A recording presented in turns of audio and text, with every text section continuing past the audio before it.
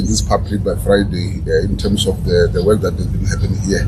But obviously, in a couple of, maybe let's say next week or so, they will then begin to see some positiveness around what our interventions. Once the levels from rainwater side are above 50%, then they'll also be able to then assist us on this side. Okay, we will take questions. Welcome, Councillor.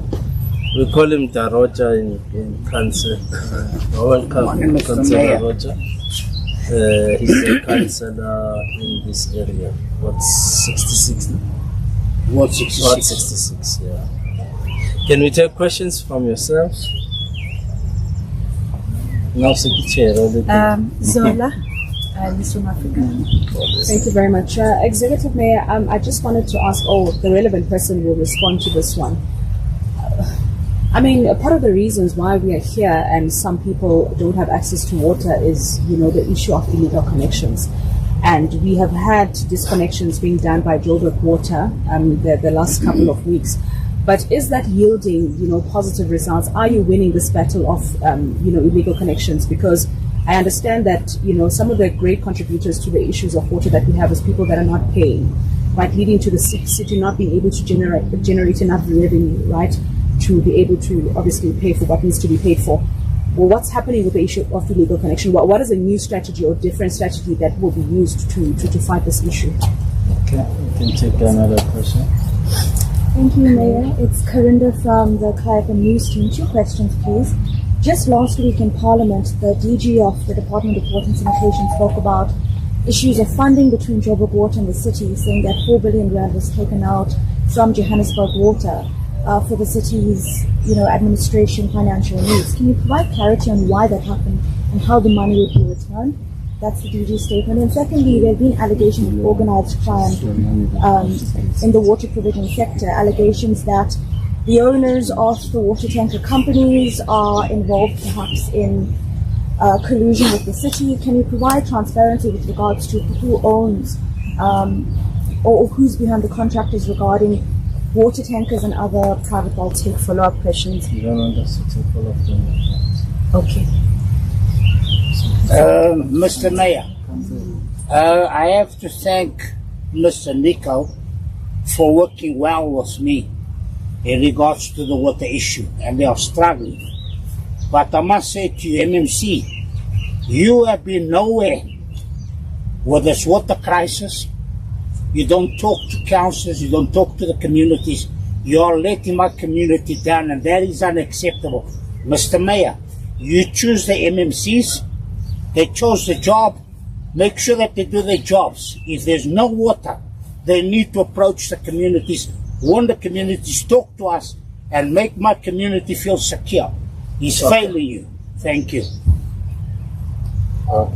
Executive Mayor, thank you. Water Crisis Committee, thank you for agreeing to the public meeting. We are already organizing, right? And we're looking forward to that on Friday.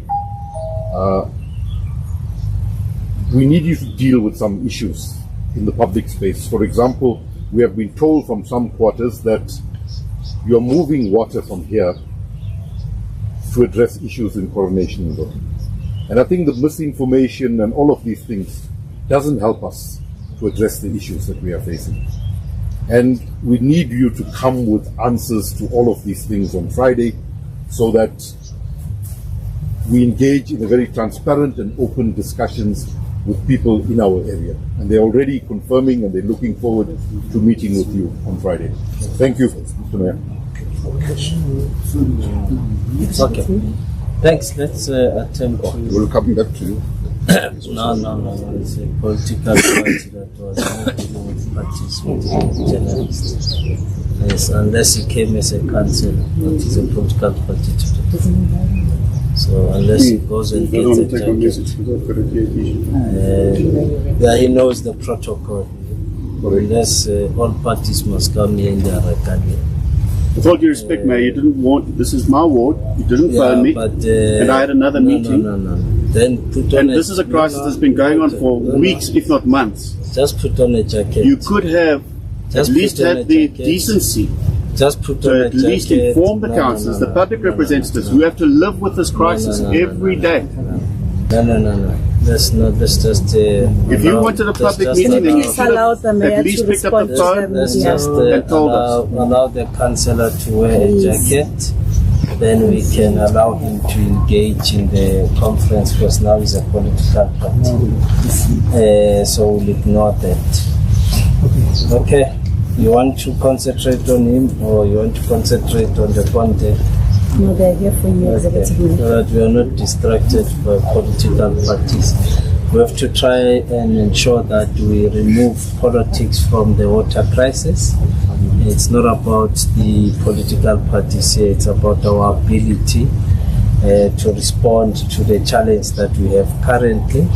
And as questions asked by the community, illegal connections have been a big problem in the city of Johannesburg. And we try from time to time to cut off illegal connections.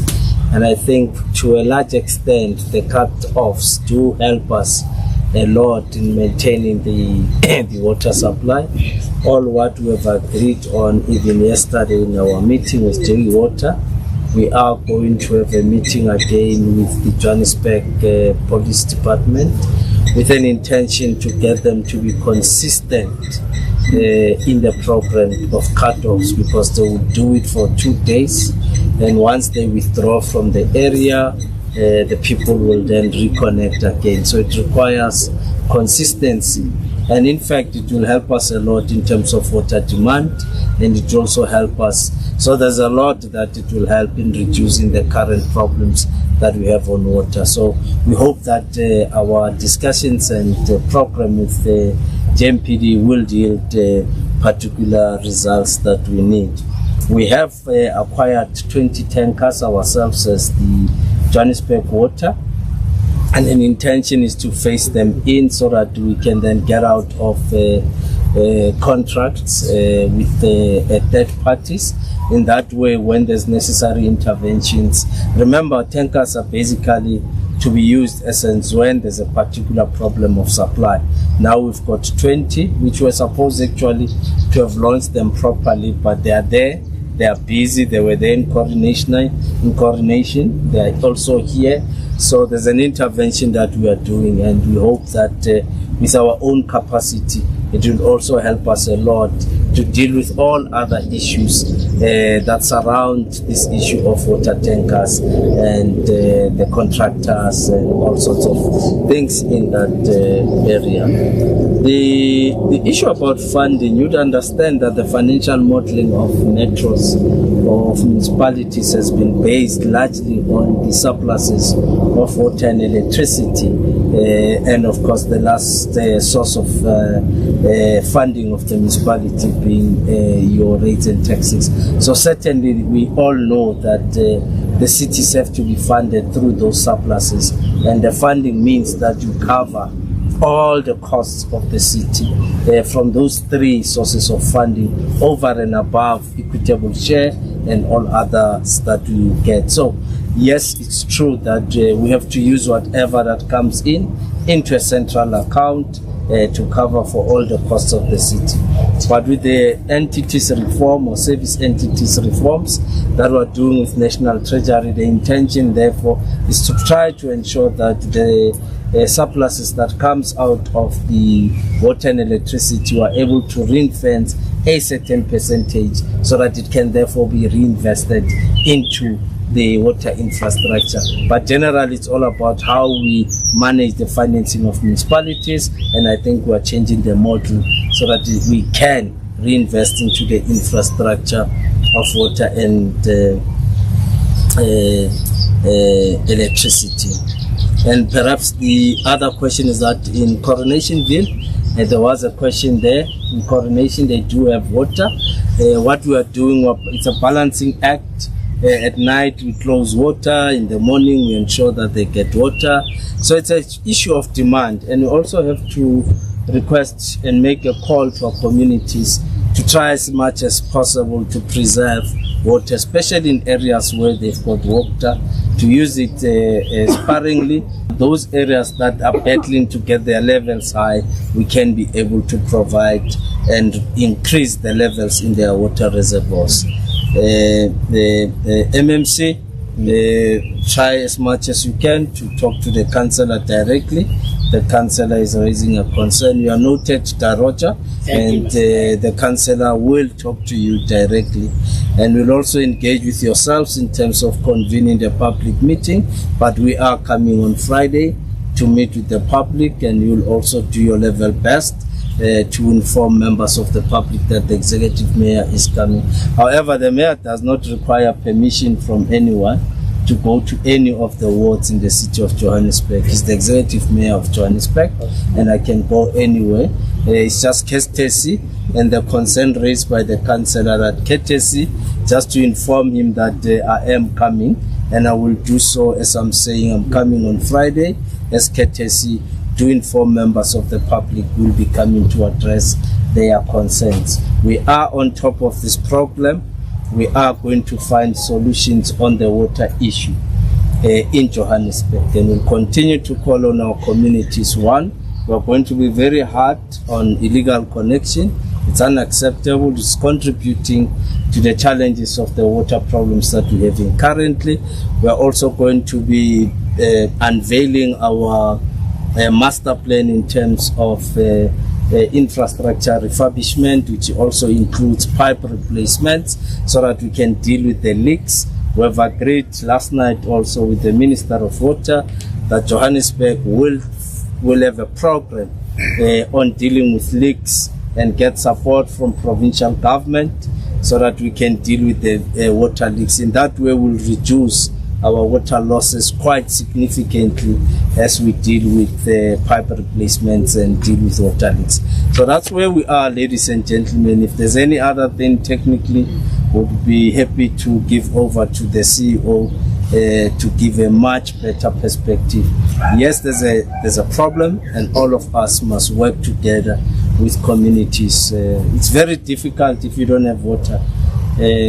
So we must make sure that our communities do have access to water. Is there any other question? Over to you, Kat. Sure. The heat is killing us. Yeah, can you just introduce yourself? Written from Netwerk 24. Just two questions from my side. The minister indicated, Mayor, that there is a problem with water mafias.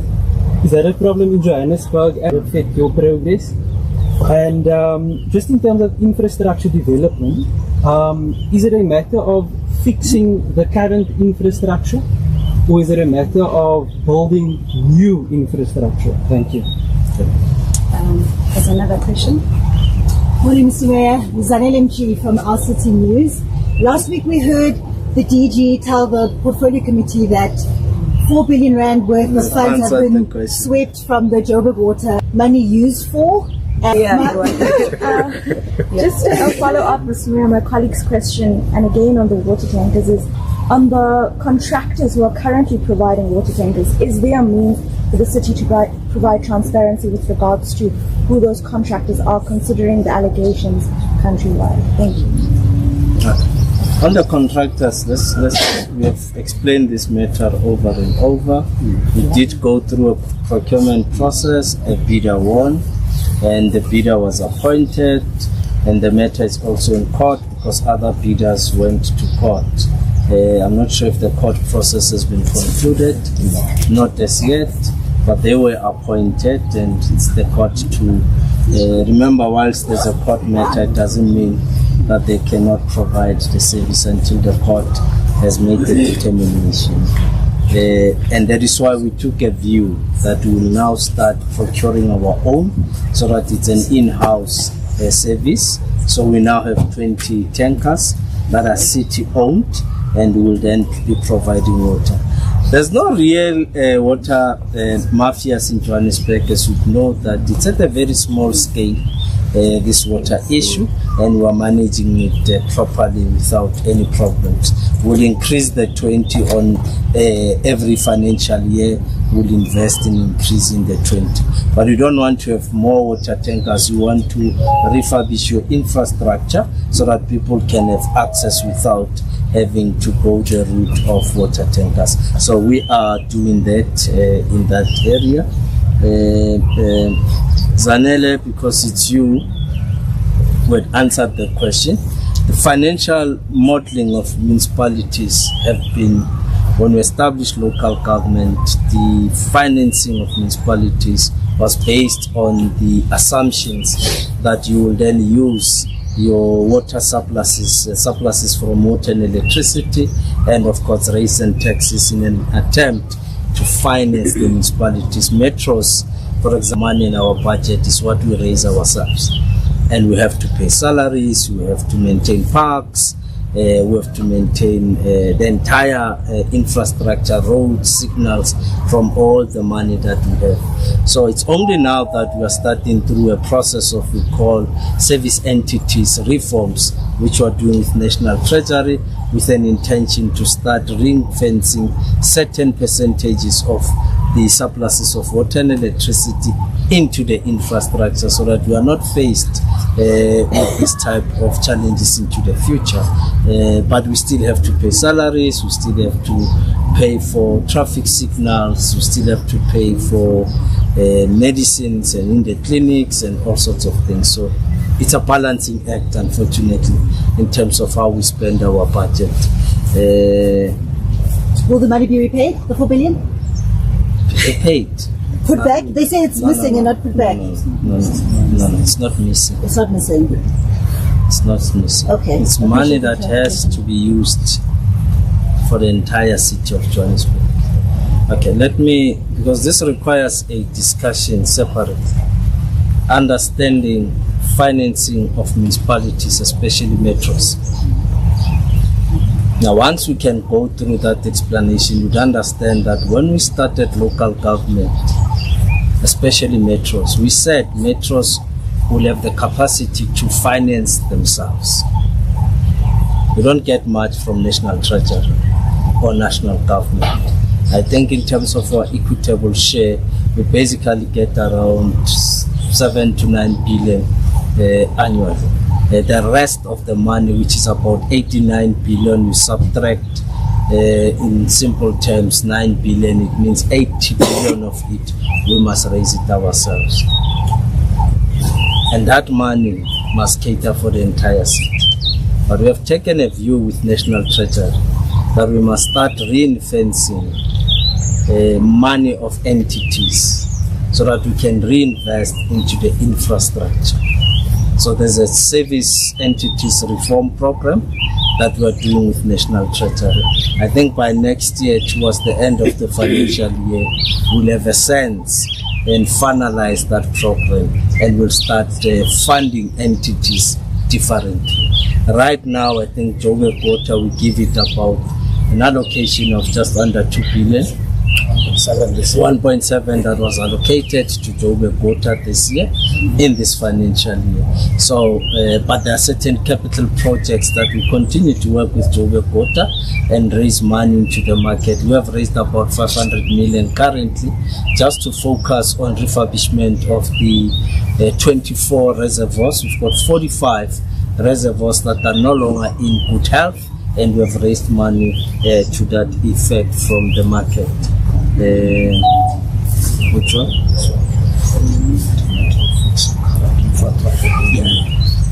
There's two issues there. One, it's about dealing with the backlog, which is the old infrastructure which requires to be refurbished. And of course, you must then continue to build new. You know that in Brixton, we are building a new reservoir. We are building a big reservoir in Tower there, which will have about a capacity of about 24 to 25 megaliters. Is it megaliters in that area? It's a new infrastructure. I think in Soweto we are refurbishing about 3 reservoirs. We are spending money there, so you'll find that it's a mix of current and new that we must continue to fund. In the informal settlements now, we have started in a joint program with the Vets University, where we are also doing boreholes to ease the pressure on our infrastructure. So we are doing boreholes so that we deal with the issues as raised of illegal connection That is why we are doing the boreholes in the informal settlement. So basically that is where we are, and we are very much concerned, especially for the residents in this area. It can't be correct that they go for days without water. We have to make sure that we resolve this problem so that residents can have water. We are now getting into the summer periods. The demand is going to be high. Will call on our people to avoid filling up their swimming pools, irrigating and watering their gardens.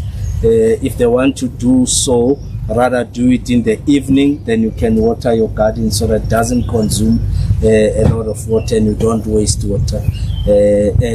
Avoid washing your cars with clean water. Find other alternatives so that we can reduce the demand around water.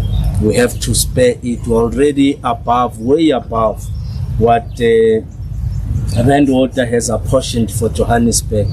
We're way above, so we need to manage our water demand. But we're also alive to the fact that the population in Johannesburg is increasing. We are now sitting at about 5.8 million people.